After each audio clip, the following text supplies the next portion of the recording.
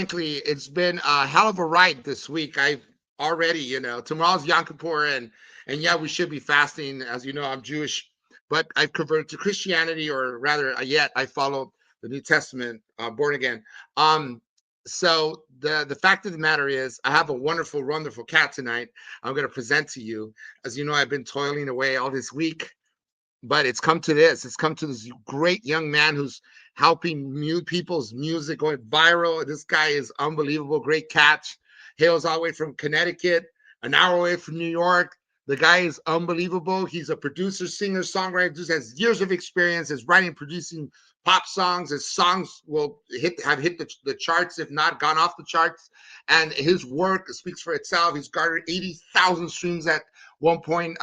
With some of the folks he's helped get there, and amass that kind of wealth in terms of numbers and viewership and downloads. I am beyond thrilled for my next guest, singer songwriter. Guys, give it up for Kayn Falcon. There you are.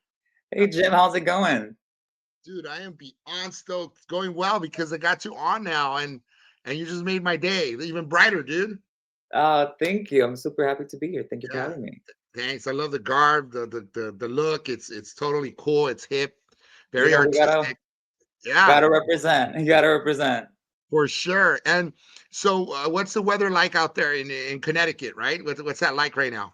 Ooh, it's a bit cold right now. We're getting into the cold season. We're a bit, windy. Today was a bit windier than usual. So we're finally getting into autumn, when it really starts to come in. That freezing cold, the freezing mornings, the leaves are falling down. But I'm not mad at it. I really enjoy the cold seasons, actually. That's fantastic, dude. I wish we could say the same thing, but we're in the I know. blistering hot, the SoCal, the valley, and I live in the right where the tail end, where is the hottest point of the valley. So it's pretty hot. It's super hot, so much so that you can boil eggs outside on the concrete, Ooh, as they say. But no, no, uh-uh. no, it's not that bad.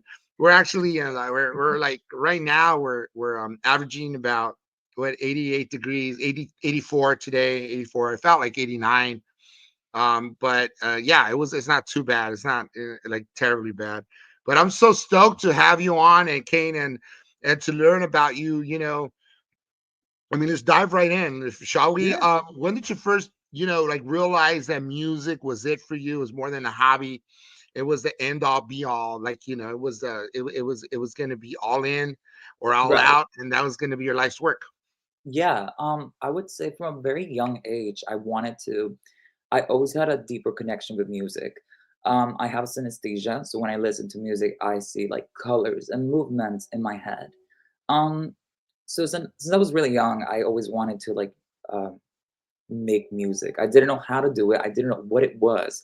I just remember, hearing music and feeling something, like seeing colors and all this experience.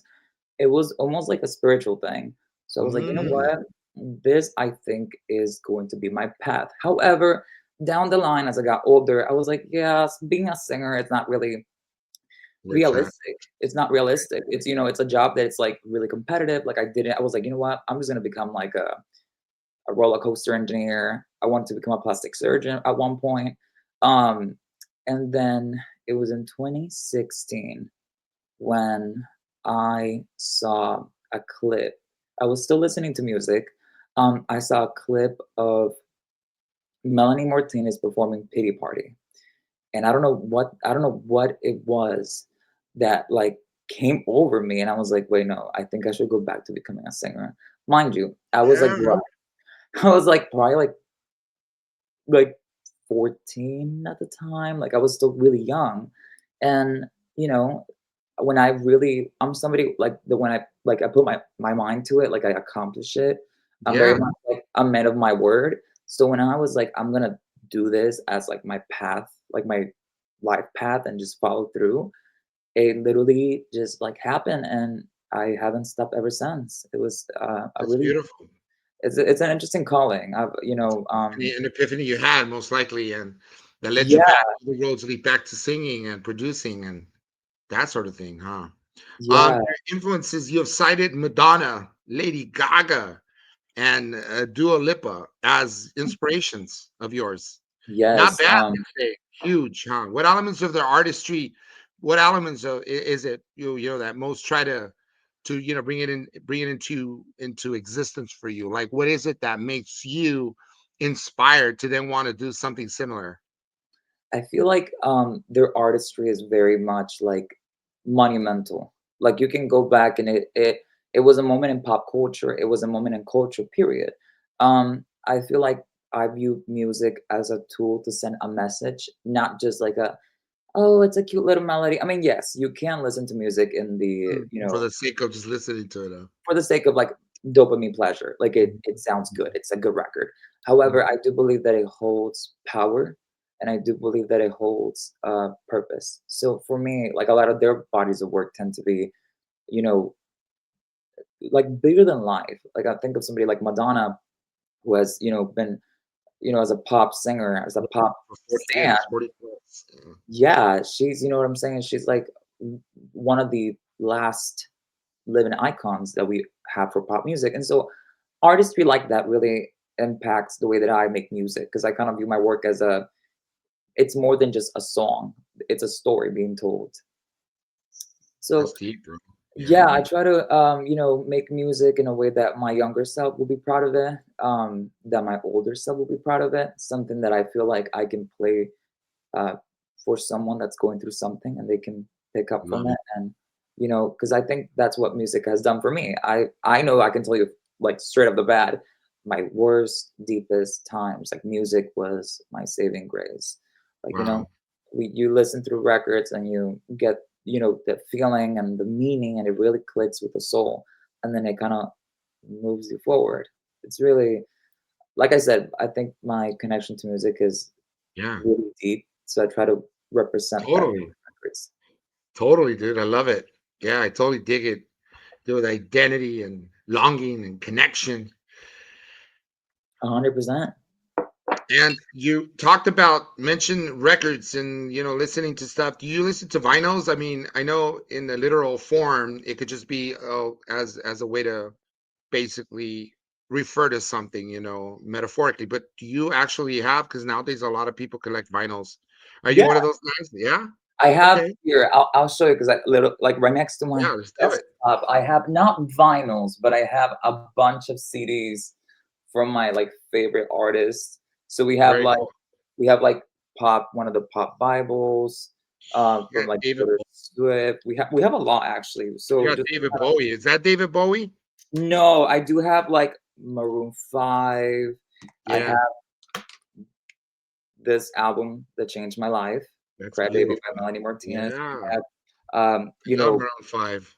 yes, we have alternative icons, 21 Pilots and Lord. Totally. I'm very familiar with that. I'm a K-Rock guy. Yeah, I Yes, listened to K-Rock growing up here in LA. And Maroon 5 is funny, but the drummer, Maroon 5's used to his daughter used to go to my son's school. They went to school together.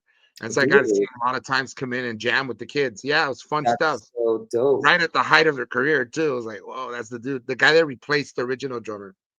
Um, but that's cool. I saw that. And I went, oh, that's awesome. Um, excuse me. How when you say your darkest times or those darkest moments, what artists in particular did you resort to?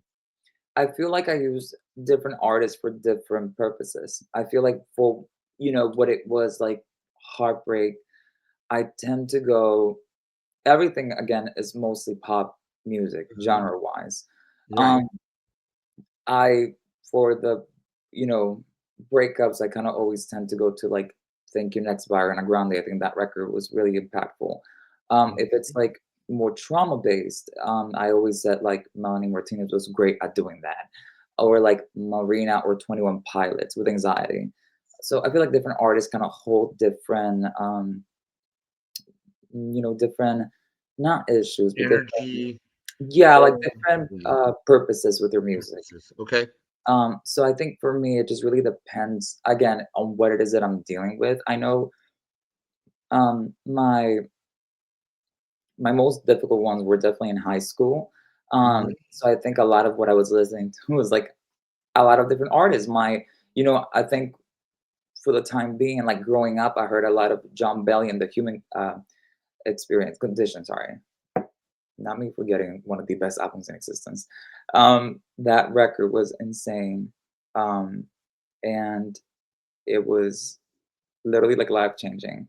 Like I remember hearing it, and then the album he talks about wanting to go back in like to ninth grade, where life was simpler. Yeah. Meanwhile, I was listening to the album when I was going into ninth grade. I was a freshman, and I heard that line, and I was like, that's crazy. Like I'm currently a Yeah. freshman, and It resonated with you, huh? it did. It was an insane body of work. It's still one of the best.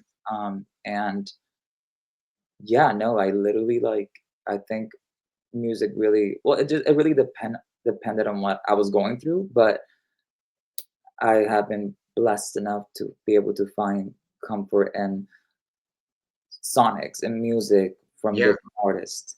Um, It's let's delve a little deep into that. Like you talked about sound and color. mhm. That's interesting. Can you walk us through how that works for you? Yeah.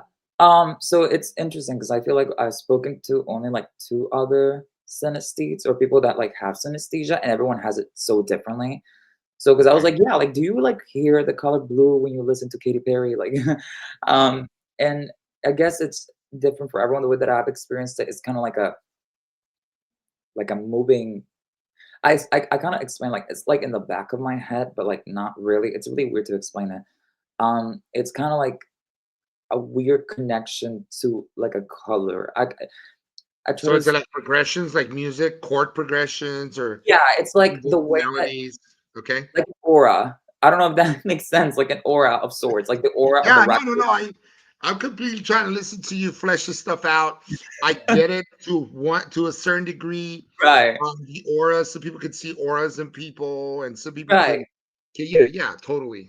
So I think It's it's like in that vein, right? I try to explain it to people, but every time I tell people like, "Hey, I see colors in music," they go, "So how many drugs are you on?" And I'm like, "No, it's not like that." So I tend to just kinda it's when I hear sounds, I guess the sounds create like movements and like connections to like different colors. Again, do they have a meaning? I don't know. I've heard some people say that it has, some people says that it Yeah. doesn't. I mean, I think it really depends on like, I, Now I you're trying to sound facetious or anything like be funny, but is it like with the like a mood ring? yeah, honestly, I would say that it kind of is also related to like your, I guess, state of being. Because I feel State like a lot of emotions, how you feel at that particular moment, perhaps. yeah, it definitely does. I Yeah, can definitely I mean, I see that my voice changed a lot. When I yeah. was younger, my voice even just like, growing up, I've seen the tonality of my voice change from like yellow to like, darker shades of like red. And it's a change. It's really strange. Um, but then again, it's one of those things where I'm like, okay, I definitely don't know what that means, but I use it because I feel like it kind of in a way so when I make an album, I like to make sure that the songs have like a similar flow to them, and like in my head, it's Mhm. kind of like a connection to the other. It forms it informs your decision making Oh yeah, when writing songs, probably. Yeah. 100%. I mean, I can tell you like if I'm not feeling the colors, like a good movement of colors, I'm not finishing the song. Like the ebb and flow has to be just right. Yeah, it's really strange. Yeah, I like it. I like it. I dig it. I think in many ways a lot of artists maybe don't know how to articulate it, perhaps like you did, to sort of I talk tried. about synesthesia, as it were. But a lot of people look at it more like when I'm ready, I find the whatever the whole thing that propels me, the fuel, if you will, to write the proper songs, and the riffs come and then the albums together. But until I feel like it, I don't not inspired enough. And I guess that would be the Yeah. word that they use. Um, you talk about painting songs like living works of art, right?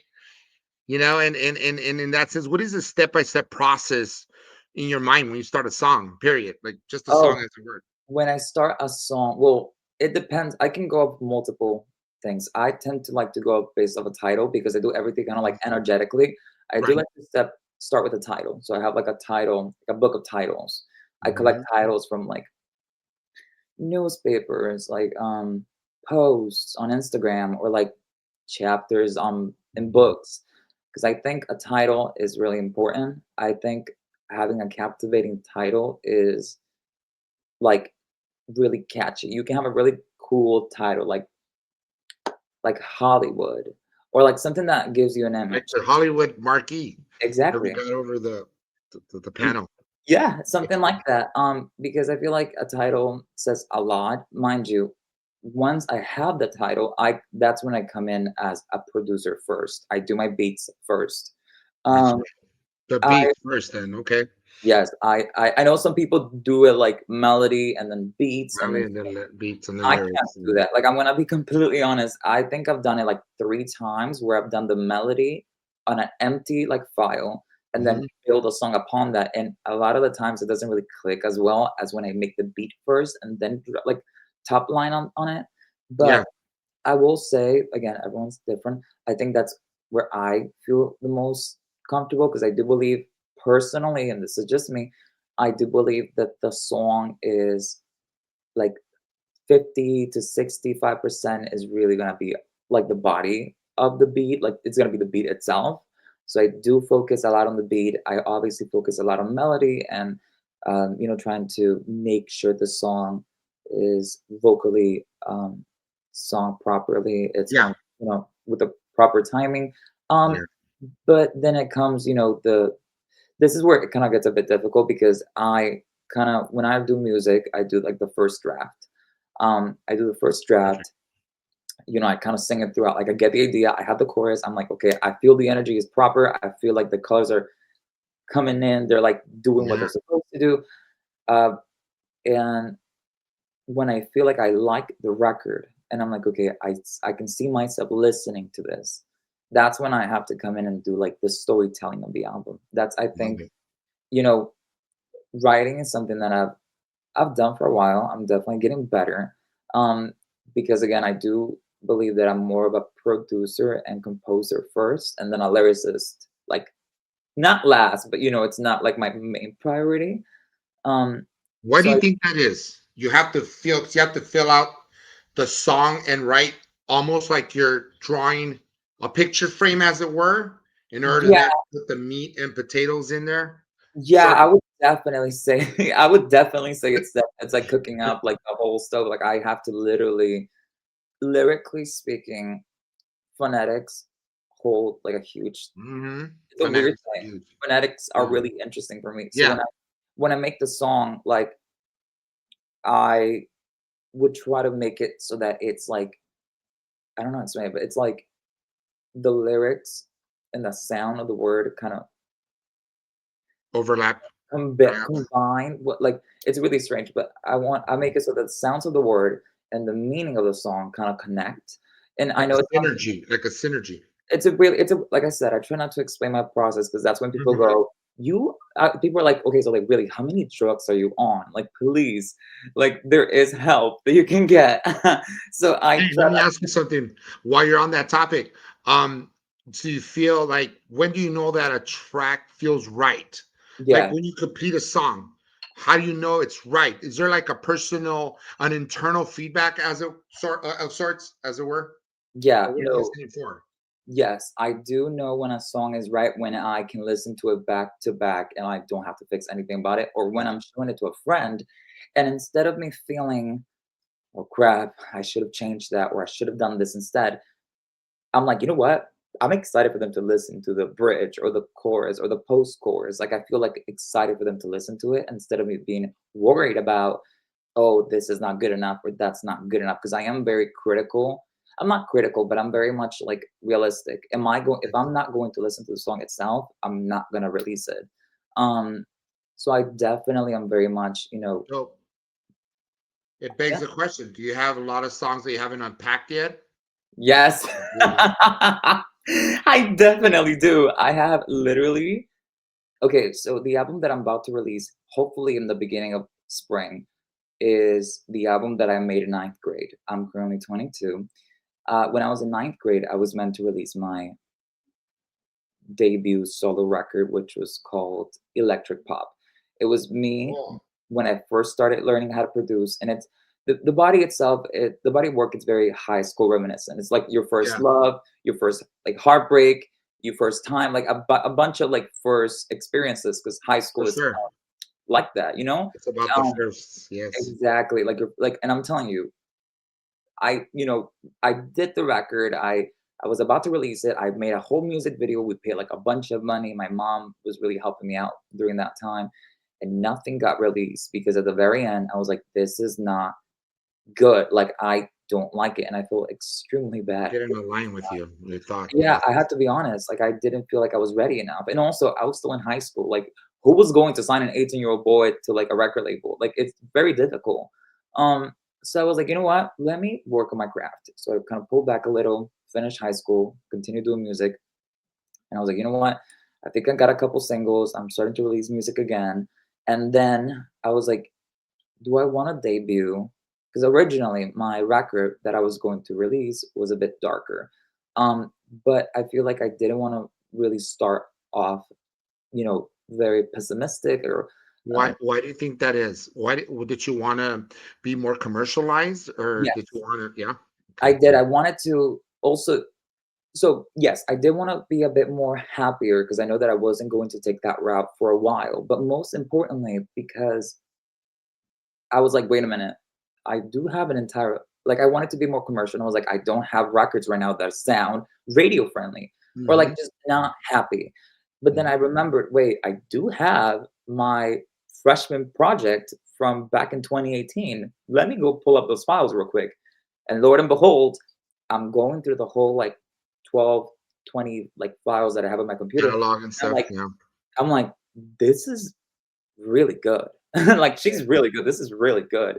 And I ended up like, I was like, "Hey," I called like my team. I was like, "Y'all, like, I know that I just finished this record and we're about to put it out, but can you guys give me like 2 months? I think something is better." And they're like, "What are you talking about? Like, we are preparing ourselves for this whole release. Like, we kind of already started the release process."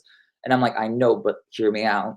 And then I played them a couple of my songs and they're like, "I see what you're doing. I see." And also, because if I wasn't going to release those songs now, I wasn't gonna release them ever again because I'm no like, you know what I'm saying? I think I'm already reaching the point where that's high school experience, you know what I'm saying? I can't Yeah. release it when I'm 30 or 40. I have to release it as soon as I can. And Yes.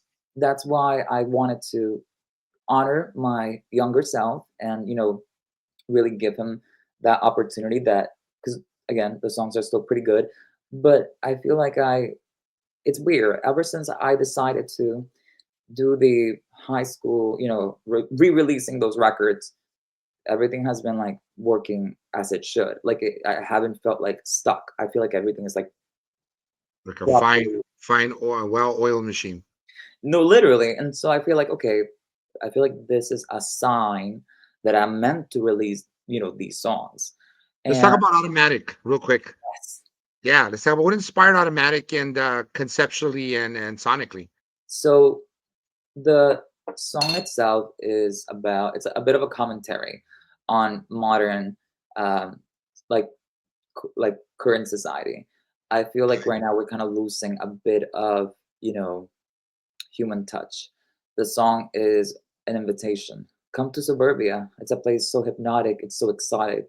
You know, and in suburbia, we evolve the planet till it falls down to granite. I feel like technology is rising with, AI becoming a really big thing. I feel like we're kind of really dragged into our phones. Now, mind you, I am on my phone every single day. However, I think the moment that really made it for me when I had to write about the song was I was going out to eat and I saw a kid and I want to say that was like his grandma and the grandma was like eating like looking out into like the public and the kid was like on his phone. And I was thinking, you know, I feel like technology is, evolving ever so, Everybody. and Yeah. that's cool and all, but I feel like we have to kind of have a moment where we take a minute and like be in the Get present moment. grounded. Uh-huh. Yeah, and so that's what Automatic is really about. It's kind of inviting you to this perfect life where everything is great, it's so hip, so hypnotic, everything is evolving, but we're kind of living on an automatic, like, autopilot. Like, we're living in autopilot, we're not living consciously, Can instead you of, sing some of that, or sort of like what you just finished doing, some of the song for us? what was Uh, that? can you sing like an excerpt of the song like you were doing just So now? Do you? Yeah. yeah, so for example, when it goes, um over wasting, high over wasting, high over when there's nothing over us. That is really given the illusion of what I like to believe is like the collective consciousness. Get it. Mhm. When in the song it instates again, come to suburbia. The collective consciousness, what I like to believe in, is very much like, oh, we have like everyone on their phones. I feel like our energies are kind of like being trapped instead of being sent out. Sapped. Mhm. So when it says it's over wasting high, you're Mhm. over as in like you're wasting your energy, and it's over us as in like above us. I know it's a bit of a weird way to like explain it. That's why when I try to make records, I try to like, nah, I leave the interpretation up for the listener, Mhm. because the way that I view my records is very differently. Um, and then just the basic, like, come to suburbia, which is the hook, inviting the listener to come to a place where everything is the same. Everyone lives in the same houses. We're all the same. Nothing is ever wrong. Everything's perfect. And then it goes, um, a place so static, so hip and so hypnotic. And in suburbia, evolve the planet till it falls down to granite. You can't stop it. It'll happens. And it again involves this idea Beautiful. of Yeah. you don't have control over it. I Yeah. think the song really comments on modern society and how I Yeah. think we need to start being Mhm. more present. Because I feel like again, it's more of an energy thing. So I think the record really states that, and I know it's a bit of a hidden meaning. You have to kind of really dig into the lyrics to find it. It's fine. It's But great. Yeah. I I do like to write in a way that is not too. It's a bit subtle. Like you don't have to like see I it right like it in a your face. lot. Yeah, yeah, yeah, for sure. It's like it's got so much under meaning, uh, Yes. it's almost like nuances to it that it's kind of like in the sort of for people to interpret however they want, but at the end of the day, there are those that are gonna make sense of it, and those that are just gonna like it for the quality of the music. Yeah. That's fine. That's fine as well. And how did you know was it like this is a kind of a standout track to me? Like it's really cool. Oh, How did thank you know you. you had approved of it? You Kane say, "Oh, I approve this." Uh, As a like kind of like this is a good track. You know, right. Sonically, okay, so the okay, I did the record for I made the beat for somebody else. I right? cannot say who that person was, but I made the beat for someone else. And then I was going through my library of beats and I was like, wait a minute, that's a really cute beat. And then I was like, because that was a very poppy record. So I was like, you know what, let me work on it. I haven't done a pop song like a happy record in a minute. So then I sat Yeah, down and I started writing on it. Automatic was actually a pretty difficult song to write. Melodically speaking, it's all over the place. right. It jumps all over the place. Excuse me. However, there was still something that was very 2005, 2010 to it that I was like, I really want Sure. to release this. So it actually, because it took so long to make, it took I think over a year for me to really get that chorus and those verses down. Because originally the song had over 11 different choruses. Yeah. I Wow. I take my time with the records. I wanna make sure, like I said, that everything is approved by my ego of sorts. Like, I wanna make sure that it is really good and I really enjoy it. So, I did the record. I picked the best chorus that I had. I was, really I struggle a lot with the chorus because I think the chorus is the most important part of the song, but I Mhm. also wanted a I very agree. yeah, a very commercialized chorus. So I did that, and then I came up with the beginning hook. The "Come to Suburbia," that whole thing was very, like, last minute because originally it was, like, a whole different idea. And I will say I figured this was the right song to put out because sonically, it's revisiting a part of music that everyone wants to go back to. Sure. The 2010s The pop. nostalgia as Yeah, you and everyone wants to go back. And so, and I was like, "You know what? I think this is a good record. I'm gonna give it a shot." And I did. I do like it. It's definitely like a proud moment for me. I also was doing something a bit differently with my voice.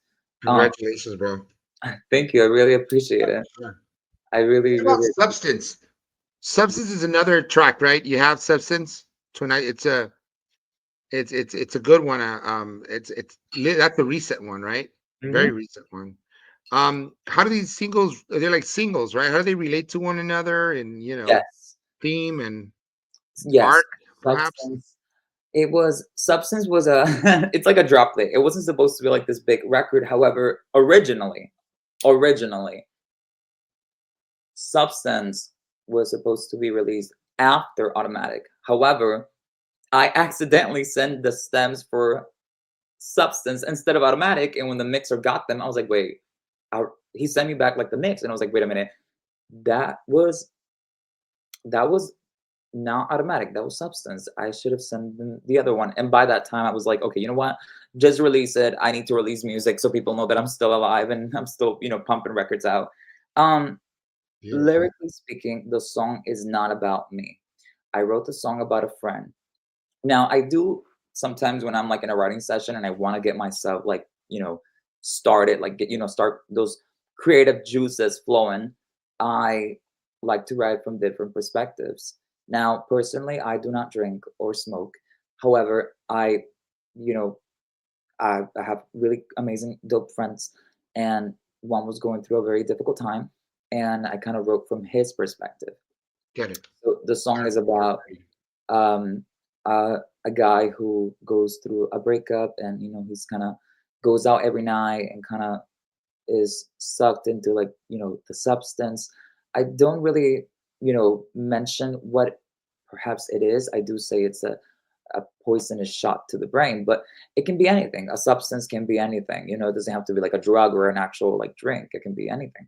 So and then the double entendre, like the second meaning on the chorus is because the chorus says, "Hell to the substance, like a substance, hell to the dark, hell alone he is." But it's as in it has like the play on words, which is like hell, like HAIL, and then HELD, hell and hell, which plays on the meaning of like glorifying your substance and then being actually like dependent on it. So Interesting. yeah, it has that play on words. It's a bop bop record. It was one of those songs that was like, it's so annoying. Like I think that's why I like it because the pre-chorus has that like, oh wow. It's super like child chicky, but I thought it was such a little bop. Yeah. And I like the beat. The beat itself again came from Sweet. the same like session that I made Automatic from. So it has like a similar. They're like distant cousins, kind of. Yeah. Um, but yeah, it's a pretty bombastic mini single. I didn't want to do too much for it. We did a little visualizer for it, and I also wanted to kind of remind people that I made music because I was kind of gone away for a while. Yeah. Um, and then when I came back, people were like, "That's you singing," and I'm like, "Yep." That so I did, Sweet. I did And switch some things up. and let me ask you, do you collaborate with other people? And if so, what does a collaborative process look like when maybe your vision is challenged? Right. You know what I Um, mean? that's a good question. So fun fact, I actually have not collaborated in my own projects. On my own records, I do tend to do all the work by myself, except for the mixing and mastering. I leave that whole can of worms for somebody else to open because I don't have the time to do all that. At least not yet. Um, so when it comes to my records, I do tend to be a solo, you know, man in my Yeah. work, mostly because my I do like to be in touch with my creative spirit. And, you know, when I have an idea flowing in, I want to make sure that I'm, you know, throwing everything at the wall and making sure, I'm being expressive. Not that that has not helped with other people. However, I am really honest and I'm not gonna sit and lie to the camera. The times that I have worked with different producers on my records, on my personal songs, they tended to be a bit difficult. They never really got the vision. That's why I started making music and making my own beats because I was like, hey, can you make this like sound like this or do that instead? And they would never get the vision.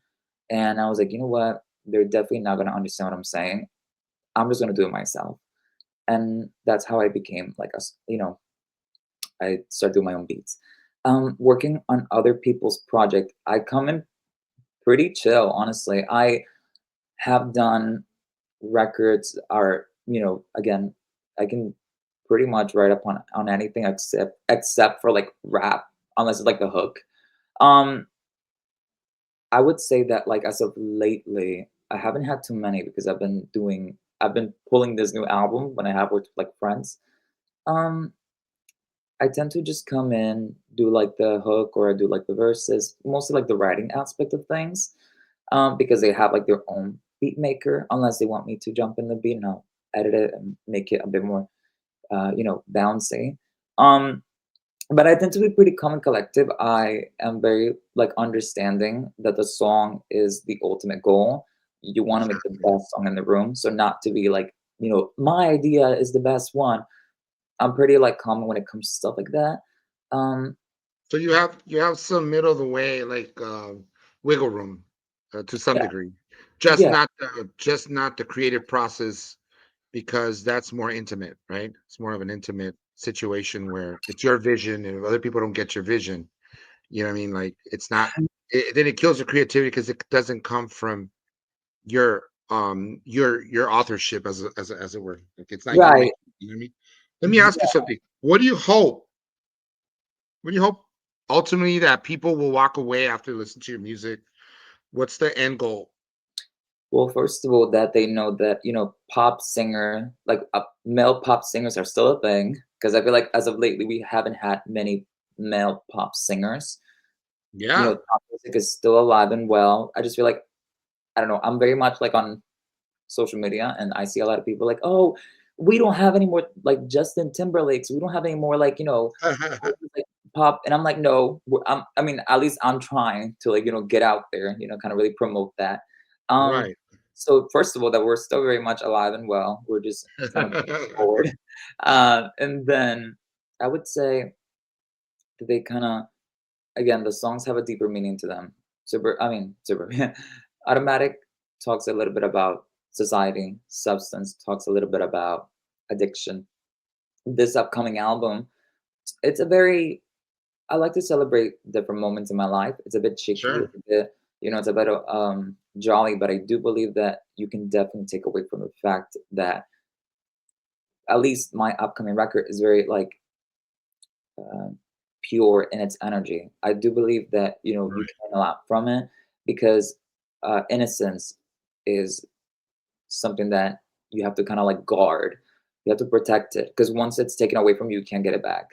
And so That's that those songs were part of I guess high school experience. So learn a lot from what my innocent years were. Not that's like I'm not innocent. I'm just I've protected it more. Um, Hey, you like sound like Madonna now. Okay. You know what that is?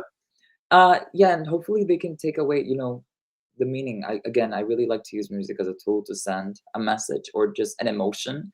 So Yeah. hopefully for them to, learn and, like the music and hopefully they'll be, rooting for the next record and they'll be coming to the performances and yeah, How I can mean, somebody get a hold of you?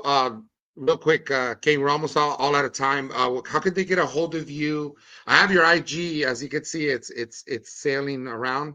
Is that pretty much on still on point? Yes, that's still It's very much passing by. you can find me on Instagram, TikTok, Twitter, like, you can find me I'm pretty much on all platforms, to be honest with you. It's always Yeah. Kayn Falcon. Uh, Instagram is the only one that I had to put a dot in between because I don't know, I just wouldn't let me just put my regular name, I don't know. Okay. But yeah, pretty much available, everywhere. I am beyond stoked to have talked to you. I mean, you have so much knowledge and wisdom and just far outweighs. I mean, you're a lot more mature than beyond your years, and I can Okay. hardly wait to really look into your music and probably if people that want to write songs, I'll send them your way for sure. Oh, please. Kane, I'm super excited and I can hardly wait for this to drop. If there's nothing else, that's my show, Almost Famous Radio Podcast with Jim Francis Mesa. We're all out of time.